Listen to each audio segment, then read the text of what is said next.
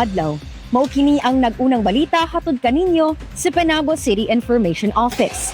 Alang sa atong balita karon, hospital billing assistance nagbalik na sa LGU Panabo. Human sa pila ka sesyon og mga resolusyon nga gipahitabo sa sangguniang panglusod. Aprobado na ang pagpahamtang sa medical assistance in crisis situation alang sa hospital billing assistance sa syudad sa Panabo. Malampuson usab nga gipahigayon ang ceremonial signing alang sa Memorandum of Agreement sa medical assistance in crisis situation tali sa lokal nga panggamhanan ug tulo ka dagkong ospital sa syudad sa Panabo. Ingon pa ni City Mayor Jose Ire Lampagos ngadto sa mga representante sa nagkadaiyang hospital ug sa mga sumasalmot sa seremonyas nga maningkamot ang lokal nga panggamhanan ubos sa iyang pagdumala nga mamintinar og dili na kini mawala nga serbisyo alang sa katawhan. Diin pa man, nagpaabot usab og mensahe si Kainglet Medical Hospital Incorporated Finance John Darwin Kainglet, Good Shepherd Hospital Incorporated, Quality Management Coordinator Sheila May Canyo,